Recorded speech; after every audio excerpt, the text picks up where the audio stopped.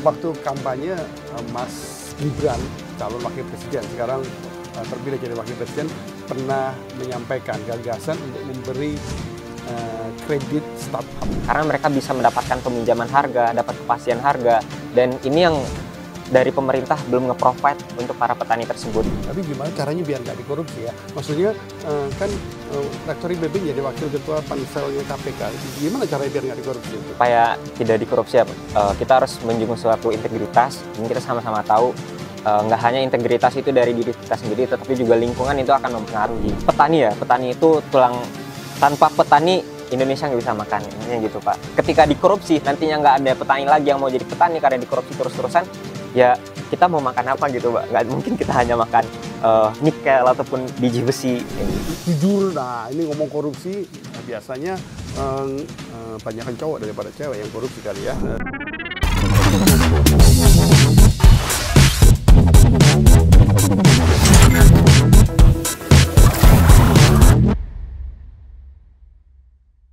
Jumpa lagi teman-teman sekalian semua di seluruh Indonesia. Siapa saja yang pengen dorong ekspornya Indonesia untuk semua. Saya Handito Juwono bersama teman-teman mahasiswa kampus Merdeka yang sedang belajar ekspor di Sekolah Ekspor Nasional dan Nakore. Ada 3 teman yang sekarang menemani saya, yaitu halo teman-teman semua, perkenalkan nama saya Konsa Atik. Saya dari Universitas Indonesia jurusan Sastra Inggris. Dan saya sekarang sedang mengikuti program Merdeka Belajar di Sekolah Ekspor Nasional. Perkenalkan, nama saya Safa Slama Putri dari Universitas Pendidikan Indonesia. Saya jurusan Desain Produk Industri, sedang mengikuti Sekolah Ekspor. Perkenalkan semuanya, saya Farhan Alifari dari Institut Pertanian Bogor, jurusan Agronomi dan Hortikultura, dan sekarang sedang mengikuti Sekolah Ekspor Nasional batch 6. Oke, ini dengan 3 tamu istimewa yang berbeda-beda latar belakangnya ya. Tadi Konsta dari UI belajar bahasa Inggris. Kenapa yang belajar bahasa Inggris perlu ikut juga dorong Export for All ini? Benar sekali Pak. Menurut saya jurusan Sastra Inggris ini sangat kompatibel ya untuk terjun di dunia ekspor. Karena pertama advantage atau keunggulan terutama dalam hal penguasaan bahasa internasional. Jadi saya sangat mendorong gitu teman-teman semua untuk pertama-tama menguasai bahasa Inggris terlebih dahulu, karena bukan cuma untuk ekspor saja tapi untuk segala pekerjaan sekarang sudah membutuhkan kemampuan bahasa Inggris, apalagi untuk kalian yang berminat untuk ekspor. Bahasa Inggris itu penting sekali karena kita harus berhubungan dengan banyak orang di seluruh dunia, karena bahasa Inggris itu kan bahasa internasional. Jadi semua saja yang sudah belajar bahasa asing, nah pakai untuk ekspor gitu katanya Konsta, karena kan udah bisa komunikasi. Memang kalau kita bicara ekspor, bahasa utama dunia masih bahasa Inggris ya. Tetapi memang dalam pergerakannya kita melihat bahasa-bahasa lain juga semakin banyak digunakan.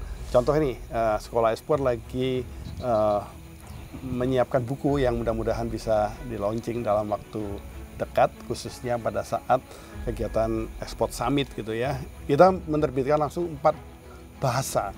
Ada buku ekspor dalam bahasa Inggris, dalam bahasa Indonesia, dalam bahasa Mandarin, dan dalam bahasa Arab. 4 bahasa. Kenapa perlu 4 bahasa?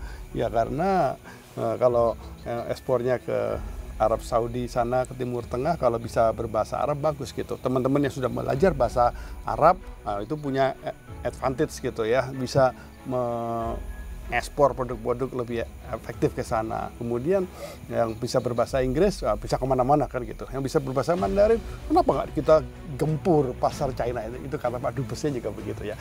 Jadi buat yang sudah fasih berbahasa asing, nah kemudian manfaatkan untuk ekspor. Safa dari desain produk UPI, nah produk kan bisa macam-macam ya, apalagi kamu ngembangin yang furniture gitu ya. Jadi mengapa sih produk-produk kreatif itu perlu diekspor? Karena banyak di Indonesia produk-produk kreatif, terutama para UMKM tuh masih banyak yang belum tahu tentang cara ekspor. Di sini saya sebagai mahasiswa desain produk sekaligus mahasiswa ekspor bisa membantu UMKM mengembangkan produk dan membantu untuk ekspor. Kebetulan saya juga di sekolah ekspor mendapat buyer dan produk saya, furnitur saya mendapat buyer dari Singapura, dan untuk tahap ini kami lagi negosiasi dengan buyer tersebut. Dengan di sini kita bisa melihat kalau produk furnitur masih banyak atau masih diminati oleh negara-negara lain. Bagaimana cara mendapatkan buyernya? Kalau kami cara mendapatkan buyer yaitu pertama bekerja sama dulu dengan para UMKM, terus kami mengembangkan produk, terus kami melakukan offering produk dan business matching.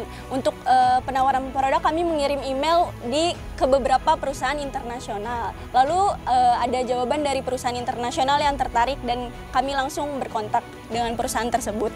Jadi masih mahasiswa bisa juga ya? Sangat bisa sih Pak kalau untuk ekspor. Apalagi produk kreatif nih banyak banget yang bagus dan Indonesia tuh punya khas sendiri gitu. Dan banyak negara lain yang berminat cuman belum tahu UMKM gimana sih memasarkan atau ekspornya.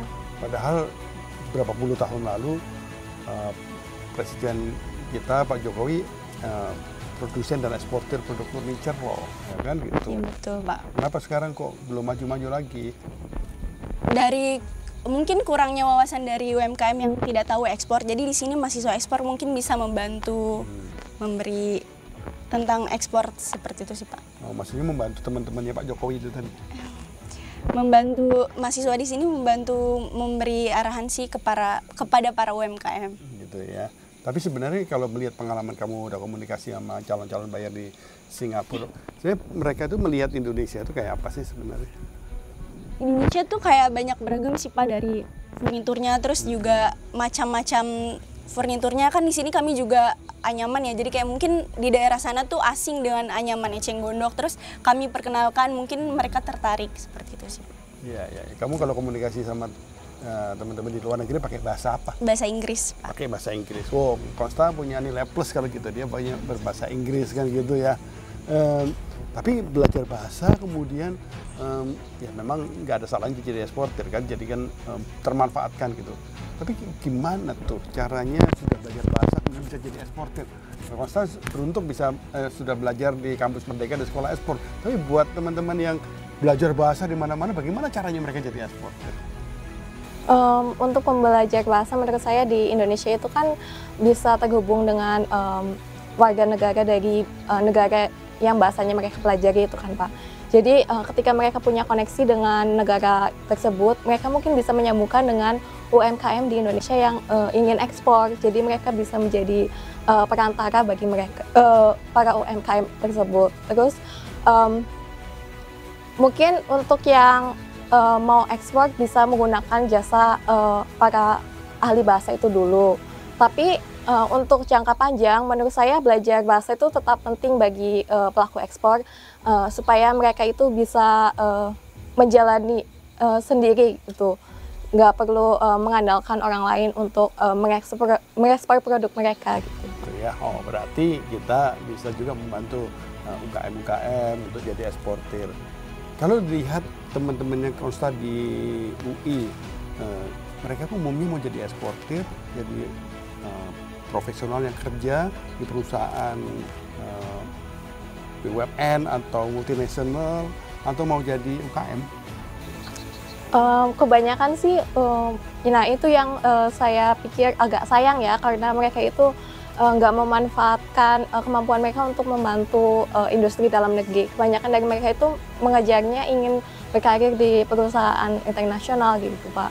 Jadi bagi saya itu agak sayang, karena kalau mereka bisa memanfaatkan kemampuan bahasa mereka untuk menjadi penghubung bagi industri dalam negeri, mungkin kita bisa meningkatkan, setidaknya membuat industri dalam negeri itu jadi agak dikenal gitu oleh pasar global.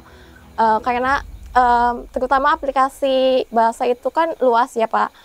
Yang paling berguna bagi saya itu terutama dalam hal marketing. Jadi nah, yang saya perhatikan dari kelompok UMKM di Indonesia itu mereka ingin melakukan marketing, tapi sebatas bahasa Indonesia saja bisanya. Nah, jadi menurut saya kemampuan mereka itu bisa dipraktikkan untuk marketing gitu. Apalagi UI ada di Depok, dekat Jakarta, mestinya bisa masuk ke pasar ekspor lebih kuat ya. Dari seluruh Indonesia seharusnya bisa. Harus bisa ya, Iya. nggak hanya dari UI saja. Nggak hanya dari UI saja. Nah, dari IPB gimana? Dari IPB biasanya kalau zaman dulu banyak orang kampung nih, orang desa bukan orang kampung. Ya, saya orang desa, saya dulu lulusan IPB. Tapi banyak orang yang kemudian ekspor produk pertanian. Memang potensial ya. Gimana tuh? Oke Pak, barangkali ya kita sama-sama tahu kalau misalnya Indonesia itu kaya akan sumber daya alamnya sendiri. Gak hanya Indonesia yang tahu, tetapi dunia itu juga tahu, terutama Eropa dari awal penjajahan karena tahu Indonesia kaya akan rempahnya, pertaniannya, agromaritimnya, dan semacamnya.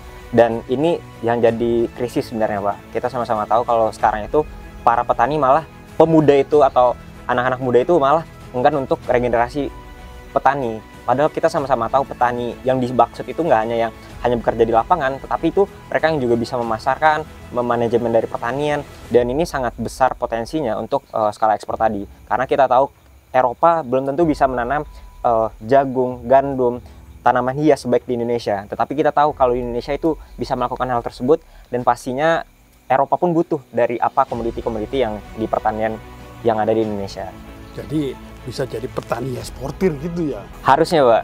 Nah, tapi kalau kita bisa dorong banyak anak muda, yang anak tua juga nggak apa-apa sih.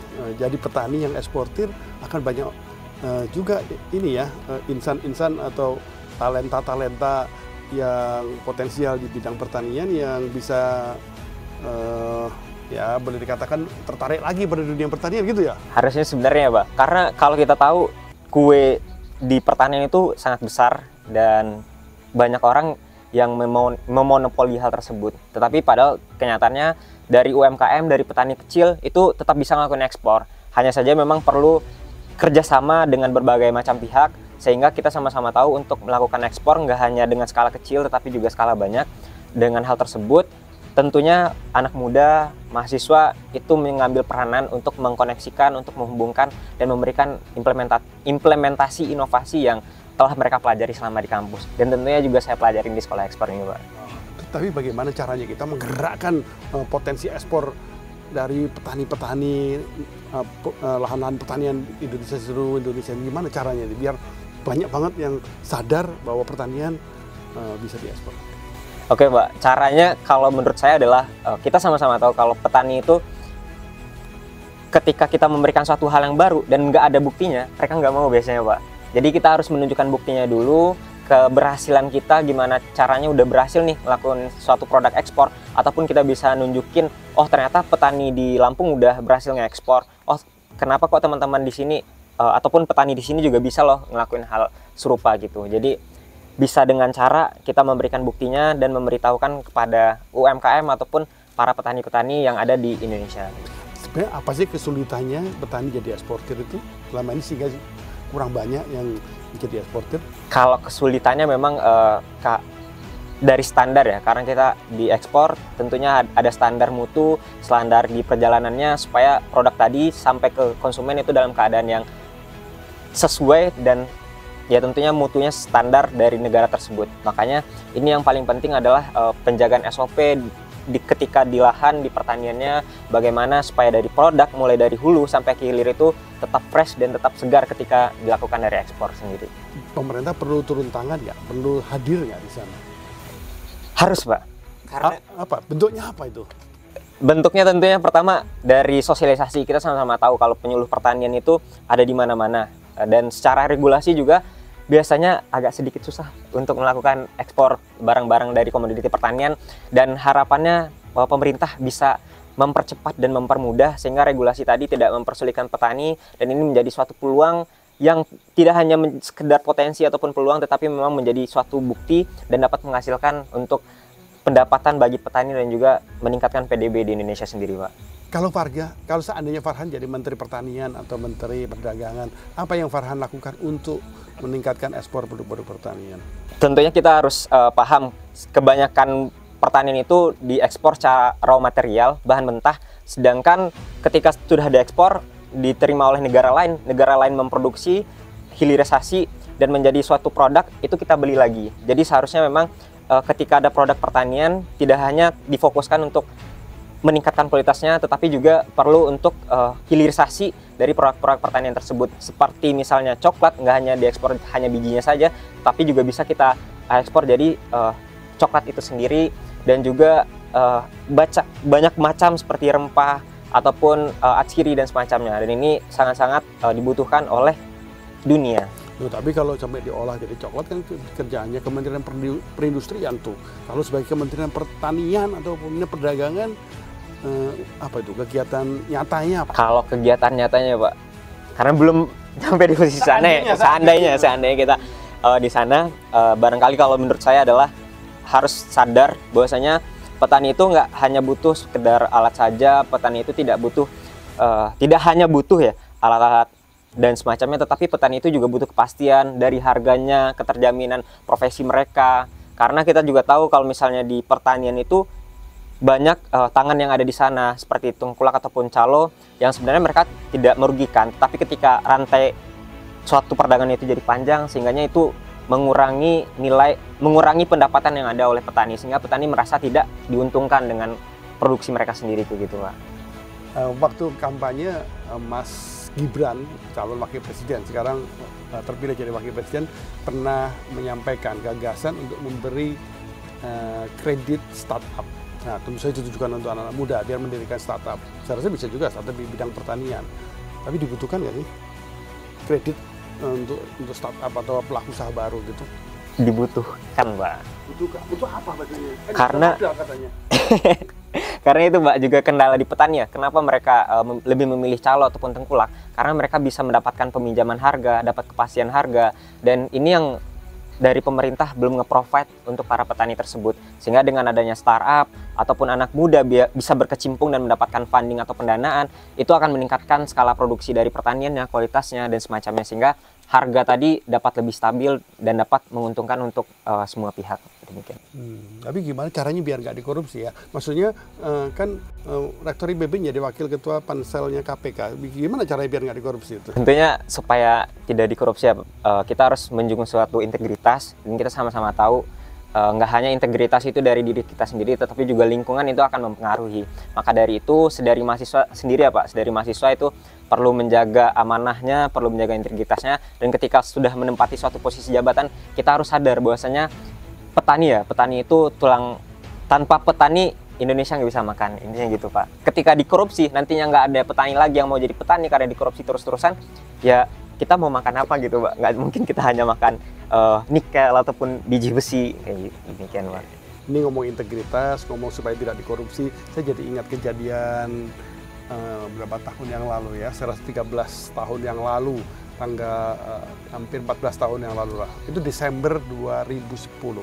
Saya ingat 2010 karena 2011 saya mendapat tugas, sebenarnya usul saya sendiri yang disetujui pemerintah untuk bikin gerakan kewirausahaan nasional. Acaranya 2-4 Februari. Tapi bulan Desembernya itu tim yang saya pimpin di Kemenko Perekonomian untuk koordinasi pengembangan wirausaha kreatif mengadakan kegiatan. Waktu itu diadakan di Smesco sana yang untuk ibu-ibu Sikip waktu itu, ibu-ibu menteri gitu. Nah, saya ingat sekali waktu itu mendiang almarhum Ibu Ani Yudhoyono lagi begitu keluar dari ruang acara ngomong sama Ibu Menko Perekonomian waktu itu, Ibu Hatta Rajasa. Ngomong kemudian ngobrol, kemudian pas saya ada di depan, saya ketua panitianya. Terus beliau bilang sama Ibu Hatta Rajasa, "Bu, saya ngomong sama Mas Andito ini," dia bilang gitu ya. Ini kalau bisa dorong kewirausahaan di kalangan perempuan. Karena kalau yang perempuan itu biasanya pasti lebih teliti, lebih kerja keras, jujur. Nah, ini ngomong korupsi biasanya banyakkan cowok daripada cewek yang korupsi kali ya. Tapi maksudnya itu penting juga bahwa kita mendorong lahirnya wirausaha perempuan. Oh ya, saya dulu. Gimana, bener gak sih kalau perempuan itu biasanya lebih bisa dipercaya gitu? Di era globalisasi seperti sekarang ini kan perempuan udah punya kesempatan ya untuk menunjukkan kemampuannya. Nah, karena selama ini industri itu biasa didominasi oleh laki-laki. Menurut saya sebetulnya perempuan, gender itu nggak terlalu penting sih dalam, yang penting itu soal karakter dari si pelaku usahanya itu sendiri. Jadi menurut saya gender itu bukan dari gender yang menentukan pengusaha itu bisa dipercaya atau enggak. Gitu ya. Jadi mau cowok, cewek bisa dipercaya ya. Asal apa? Amanah. Oh, asal amanah. Gimana? Menurut saya juga itu tergantung pribadi masing-masing sih Pak. Maksudnya nggak bisa dibedain cewek atau cowok. Itu cewek pun bisa korupsi, itu tergantung dia jujur atau enggaknya Tapi sih Pak. banyakan cowok, kenapa ya? Nggak tahu sih Pak.